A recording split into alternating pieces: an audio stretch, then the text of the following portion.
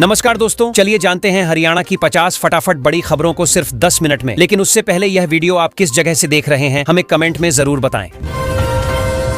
फरीदाबाद के लोगों को जल्द गंगाजल मिलने की तैयारी है। इसके लिए नोएडा से करीब 55 किलोमीटर लंबी पाइपलाइन बिछाने की योजना बनाई जा रही है। परियोजना पूरी होने के बाद पीने के पानी की समस्या काफी हद तक दूर होगी। सरकार का कहना है कि तकनीकी सर्वे और डीपीआर पर काम शुरू हो चुका है। गुरुग्राम में मेट्रो विस्तार को लेकर बड़ा अपडेट आया है। 2 नए रूट पर मेट्रो चलाने के लिए 6 महीने में डीपीआर तैयार की जाएगी। इस परियोजना से 30 किलोमीटर से ज्यादा इलाके को फायदा होगा, ट्रैफिक जाम कम होगा और रोजाना यात्रा करने वाले लोगों को बड़ी राहत मिलने की उम्मीद है। हरियाणा के 25 लाख किसानों पर 60,000 करोड़ रुपए का कर्ज है। मुख्यमंत्री नायब सिंह सैनी ने विधानसभा में यह रिपोर्ट पेश की। सरकार ने बताया कि किसानों की आर्थिक स्थिति सुधारने के लिए योजनाएं चलाई जा रही हैं। विपक्ष ने बढ़ते कर्ज को आर्थिक नजर आ रही हैं, लेकर सरकार पर सवाल खड़े किए हैं। गुरुग्राम में बढ़ते वायु प्रदूषण को देखते हुए बच्चों की सुरक्षा के लिए ऑनलाइन कक्षाएं शुरू की गई हैं। AQI गंभीर स्तर पर पहुंचने के बाद यह फैसला लिया गया। अभिभावकों ने राहत की सांस ली है। प्रशासन का कहना है कि हालात सामान्य होने तक यह परमान से व्यवस्था जारी रहेगी। मिशन बुनियाद परीक्षा को लेकर गुरुग्राम ब्लॉक से सबसे ज्यादा पंजीकरण हुआ है। 26 दिसंबर को परीक्षा आयोजित की जाएगी। शिक्षा विभाग के अनुसार इस योजना का मकसद कमजोर छात्रों की पढ़ाई मजबूत करना है। परीक्षा की तैयारियां पूरी कर ली गई हैं और केंद्रों पर निगरानी रहेगी। नूंह जिले की कोटला और आकेड़ा झीलों में प्रवासी पक्षियों की सुरक्षा के लिए अभियान तेज कर दिया गया है। वन विभाग निगरानी बढ़ा रहा है। अवैध शिकार रोकने पर खास ध्यान दिया जा रहा है। अधिकारियों का कहना है कि पक्षियों को सुरक्षित माहौल देना प्राथमिकता है। फरीदाबाद के एक होटल में महिला शूटर के साथ रेप का सनसनीखेज मामला सामने आया है। पीड़िता को पार्टी के बहाने होटल बुलाया गया था। पुलिस ने 3 आरोपियों को गिरफ्तार कर लिया है। मामले की जांच जारी है और पुलिस का कहना है कि दोषियों को सख्त सजा दिलाई जाएगी। नोएडा में पेट्रोल डालकर प्रेमिका को जलाने वाले आरोपी को अदालत ने 10 साल के कठोर कारावास की सजा सुनाई है। कोर्ट ने अपराध को बेहद गंभीर और अमानवीय बताया। फैसले के बाद पीड़िता के परिवार ने न्याय मिलने की बात कही। यह मामला समाज को झकझोरने वाला माना गया। गुरुग्राम में ओम स्वीट्स दुकान पर गोली चलाने के मामले में 2 दोषियों को 10 साल की कैद की सजा सुनाई गई है। अदालत ने कहा कि इस तरह की घटनाएं कानून व्यवस्था के लिए खतरा है। पुलिस ने मामले में मजबूत सबूत पेश किए थे, जिसके आधार पर सजा सुनाई गई। फरीदाबाद में फर्म संचालक समेत 5 लोगों से लाखों रुपए की ठगी का मामला सामने आया है। पीड़ितों ने पुलिस में शिकायत दर्ज कराई है। आरोप है कि निवेश का झांसा देकर पैसे हड़प लिए गए। पुलिस ने जांच शुरू कर दी है और आरोपियों की तलाश जारी है। फरीदाबाद में कक्षा 9वीं के 2 छात्रों की पिटाई के आरोप में एक सरकारी शिक्षक को गिरफ्तार किया गया है। छात्रों के परिजनों ने शिकायत दर्ज कराई थी। मामले के सामने आने के बाद शिक्षा विभाग ने सख्त रुख अपनाया है और जांच के आदेश दिए गए हैं। विवाह के पवित्र बंधन में 4 नेत्रहीन जोड़े बंधे हैं। इस सामूहिक विवाह समारोह में सामाजिक संगठनों ने सहयोग किया। आयोजन का मकसद दिव्यांगों को सम्मान और समर्थन देना था। परिजनों और समाज के लोगों ने इस पहल की सराहना की और जोड़ों को आशीर्वाद दिया। फरीदाबाद के डॉ PP मित्तल को ऊर्जा ऑडिटर पुरस्कार से सम्मानित किया गया है। ऊर्जा संरक्षण के क्षेत्र में उनके योगदान को देखते हुए यह सम्मान दिया गया। डॉ मित्तल ने कहा कि ऊर्जा बचत आज की बड़ी जरूरत है और इसके लिए जागरूकता बढ़ानी होगी। दिल्ली में नो पुक नो फ्यूल अभियान के तहत एक दिन में 197 पुक प्रमाण पत्र जारी किए गए। पेट्रोल पंपों पर लंबी कतारें लगी रहीं। सरकार का कहना है कि इससे प्रदूषण कम होगा। वहीं लोगों ने समय और अव्यवस्था को लेकर नाराजगी जताई। दिल्ली में जहरीली हवा और कम विजिबिलिटी से लोग परेशान हैं। AQI 500 के करीब पहुंच गया है और येलो अलर्ट जारी किया गया है। सांस की दिक्कत और आंखों में जलन की शिकायतें बढ़ी हैं। प्रशासन ने लोगों को घर में रहने की सलाह दी है। बीजिंग में फिर से घनी धुंध लौट आई है। एयर क्वालिटी बेहद खराब स्तर पर पहुंच गई है और कोहरे के कारण विजिबिलिटी काफी कम हो गई है। प्रशासन ने स्वास्थ्य संबंधी एडवाइजरी जारी की है। प्रदूषण और ठंड के कारण हालात और बिगड़ने की आशंका है। सुप्रीम कोर्ट ने पीने के पानी से जुड़ी एक याचिका को झटके में खारिज कर दिया। कोर्ट ने कहा कि गरीबों को पानी नहीं मिल रहा और याचिकाकर्ता बिना ठोस आधार के मामला लाए हैं। न्यायालय ने इसे समय की बर्बादी बताया और सख्त टिप्पणी की। पंजाब में आम आदमी पार्टी की बड़ी जीत पर मुख्यमंत्री भगवंत मान ने बयान दिया है। उन्होंने इसे जनता के भरोसे की जीत बताया। मान ने कहा कि सरकार विकास और जनहित के मुद्दों पर काम जारी रखेगी। पार्टी कार्यकर्ताओं में जीत को लेकर उत्साह देखने को मिला। इलेक्ट्रॉनिक डिवाइस के साथ एक अभ्यर्थी को गिरफ्तार किया गया है। परीक्षा में नकल करने की कोशिश का आरोप है। जांच में डिवाइस से जुड़े अहम सबूत मिले हैं। प्रशासन ने कहा कि परीक्षा की पवित्रता बनाए रखने के लिए सख्त कार्रवाई जारी रहेगी। कांग्रेस ने मांग की है कि पंजाब जैसी रेत नीति हरियाणा में भी लागू की जाए। पार्टी का कहना है कि इससे अवैध खनन रुकेगा और राजस्व बढ़ेगा। कांग्रेस नेताओं ने सरकार पर आरोप लगाया कि मौजूदा नीति से माफिया को फायदा मिल रहा है। जीतन राम मांझी के विवादित बयान का वीडियो सोशल मीडिया पर वायरल हो रहा है। उन्होंने दावा किया कि एक उम्मीदवार को डीएम से बात कर जीत दिलाई गई। बयान के बाद राजनीतिक हलचल तेज हो गई है। विपक्ष ने इस पर चुनाव प्रक्रिया पर सवाल उठाए हैं। गुरुग्राम में घना कोहरा छाया हुआ है, जिससे जनजीवन अस्त व्यस्त हो गया है। मौसम विभाग ने 3 दिन का ऑरेंज अलर्ट जारी किया है। सड़क और हवाई यातायात प्रभावित हो रहा है। प्रशासन ने वाहन चालकों को सावधानी बरतने की सलाह दी है। हवा की गुणवत्ता में थोड़ा सुधार जरूर हुआ है, लेकिन धुंध ने परेशानी बढ़ा दी है। कई इलाकों में 0 विजिबिलिटी दर्ज की गई। सुबह के समय ट्रैफिक प्रभावित रहा। मौसम विभाग ने कहा है कि ठंड और नमी के कारण धुंध के हालात बने रहेंगे।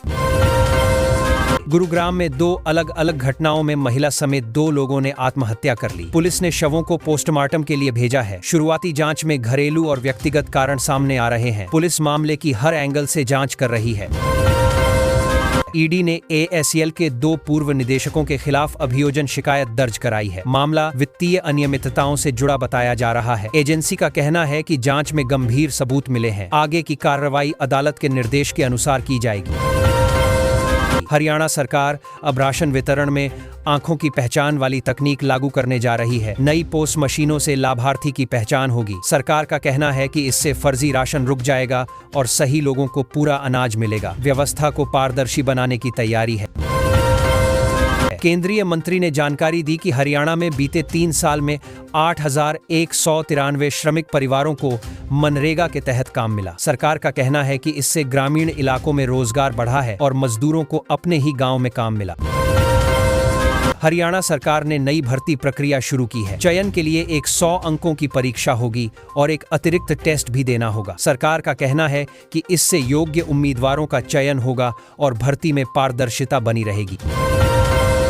ग्रुप जॉटसी चालक सेवा नियमों को लेकर सरकार ने 2025 का प्रारूप तैयार किया है। इस पर कर्मचारियों और आम लोगों से सुझाव मांगे गए हैं। सरकार चाहती है कि नियम बनाते समय सभी पक्षों की राय शामिल की जाए। हरियाणा में लिंगानुपात सुधारने के लिए सरकार ने लक्ष्य तय किया है कि आंकड़ा 920 तक पहुंचे। इसके लिए जागरूकता अभियान चलाए जा रहे हैं। सरकार का कहना है कि बेटियों को सम्मान और बराबरी दिलाना प्राथमिकता है। हांसी को 193 साल बाद दोबारा जिले का दर्जा मिला है। अब वहां नए सरकारी दफ्तर, अफसर और सुविधाएं मिलेंगी। लोगों को उम्मीद है कि इससे विकास तेज होगा और छोटे कामों के लिए दूर नहीं जाना पड़ेगा।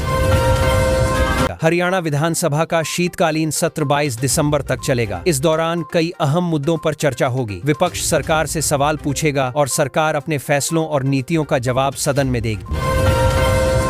अरावली की पहाड़ियों में डबल टनल बनाने की योजना तैयार की गई है। इस टनल से एक साथ 2 ट्रेनें गुजर सकेंगी। पलवल, नूंह और सोनीपत की कनेक्टिविटी बेहतर होगी और सफर का समय काफी कम होगा।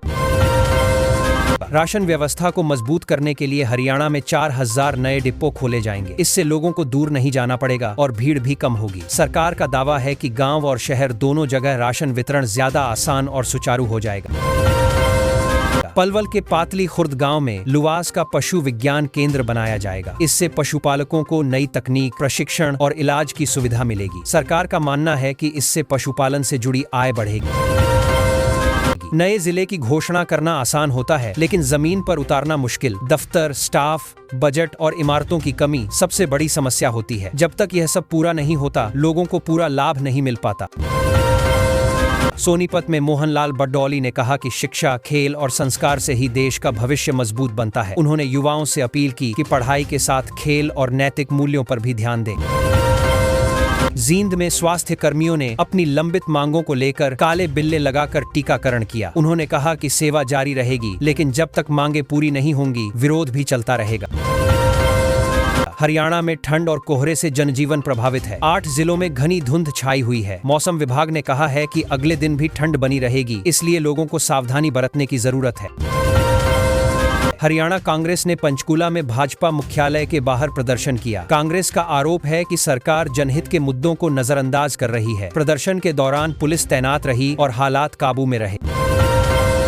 कटड़ी लाड़ी ने ब्यूटी कॉन्टेस्ट जीतकर सबका ध्यान खींचा। मेले में उसकी लंबाई और कदकाठी चर्चा का विषय बनी रही। लोग बड़ी संख्या में उसे देखने और फोटो खिंचवाने पहुंचे। हरियाणा में पीएम सूर्य घर मुफ्त बिजली योजना को अब और जिलों तक फैलाने की तैयारी है। सरकार चाहती है कि ज्यादा लोग सोलर पैनल लगाएं ताकि बिजली का बिल कम हो और पर्यावरण को भी फायदा मिले। इसके लिए सब्सिडी और आसान प्रक्रिया पर जोर दिया जा रहा है। हरियाणा सरकार ने एक महत्वपूर्ण योजना के लिए आवेदन की आखिरी तारीख आगे बढ़ा दी है। जिन लोगों ने किसी कारण से फॉर्म नहीं भरा था, उन्हें अब मौका मिलेगा। सरकार का कहना है कि कोई भी पात्र व्यक्ति लाभ से वंचित न रह जाए। गुरुग्राम में जनवरी से सभी राशन डिपो पर नई पोस्ट मशीनों से राशन मिलेगा। इसके साथ सीसीटीवी कैमरे भी लगाए जाएंगे। इससे कालाबाजारी रुकेगी और लोगों को पूरा राशन मिलने में पारदर्शिता बनी रहेगी। हरियाणा सरकार बंद पड़े सरकारी स्कूलों को फिर से शुरू करने जा रही है। इन स्कूलों में दोबारा बच्चों की पढ़ाई शुरू होगी। सरकार का मानना है कि इससे शिक्षा व्यवस्था मजबूत होगी और बच्चों को दूर नहीं जाना पड़ेगा। हरियाणा सरकार ने तय किया है कि 6 साल से कम उम्र के बच्चों को पहली कक्षा में दाखिला नहीं मिलेगा। सरकार का कहना है कि इससे बच्चों पर पढ़ाई का मानसिक दबाव नहीं पड़ेगा और वे उम्र के हिसाब से सीख सकेंगे। हरियाणा बोर्ड ने 12वीं कक्षा की स्पेशल पार्शियल इंप्रूवमेंट परीक्षा की डेट शीट जारी कर दी है। जो छात्र अपने अंकों से संतुष्ट नहीं हैं, वे तय तारीखों में परीक्षा देकर अपने नंबर सुधार सकते हैं।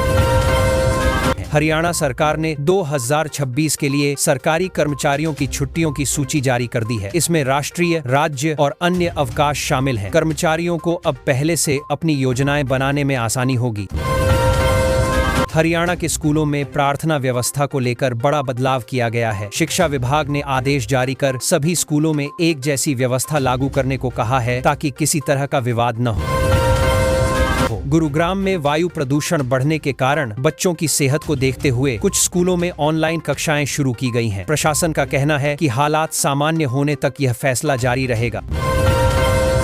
हरियाणा का 23वां जिला हांसी बनने जा रहा है। सरकार ने इसकी प्रक्रिया शुरू कर दी है। स्थानीय लोगों को उम्मीद है कि जिला बनने से प्रशासनिक काम आसान होंगे और विकास को रफ्तार मिलेगी। गुरुग्राम के गांव बार गुर्जर में प्लास्टिक वेस्ट में अचानक आग लग गई। आग से काला धुआं पूरे इलाके में फैल गया। दमकल विभाग ने काफी मशक्कत के बाद आग पर काबू पाया। लोगों में डर का माहौल रहा। गुरुग्राम नगर निगम ने अतिक्रमण हटाने के लिए सख्त कार्रवाई की। सड़कों पर रखे अवैध सामान को जब्त किया गया। निगम का कहना है कि इससे ट्रैफिक जाम और पैदल चलने वालों की परेशानी कम होगी। गुरुग्राम की प्राइम लोकेशन में 2014 में फ्लैट खरीदने वाले लोगों को अब राहत मिलती दिख रही है। सालों से चाबी का इंतजार कर रहे खरीदारों को उम्मीद है कि अब उन्हें जल्द अपने घर मिलेंगे। गुरुग्राम में एम्बियंस मॉल के पास लेन बदलते समय तेज रफ्तार बाइक कैब से टकरा गई। हादसे का वीडियो सोशल मीडिया पर वायरल है। लोग इसे देखकर सड़क सुरक्षा को लेकर चिंता जता रहे हैं। सीएम फ्लाइंग ने छापा मारकर 3 गाड़ियों से 276 गैस सिलेंडर पकड़े हैं। आशंका है कि सिलेंडर अवैध रूप से ले जाए जा रहे थे। मामले की जांच की जा रही है और आगे कार्रवाई हो सकती है।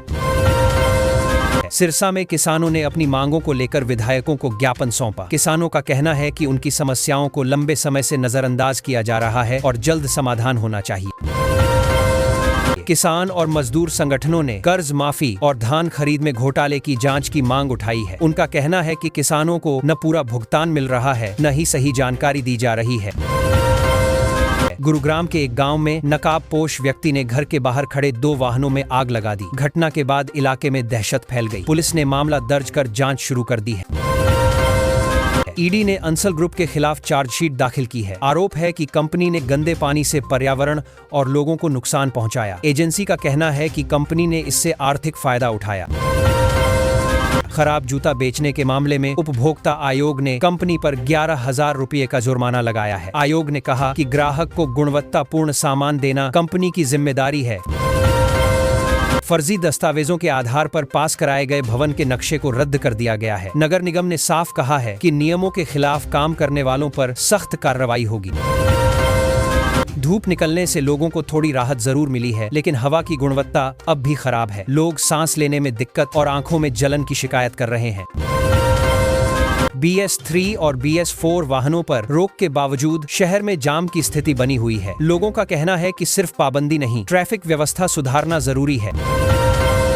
सूबेदार कॉलोनी में सीवर लाइन डालने का काम शुरू हो गया है। स्थानीय लोगों को उम्मीद है कि इससे जलभराव और गंदगी की समस्या से छुटकारा मिलेगा।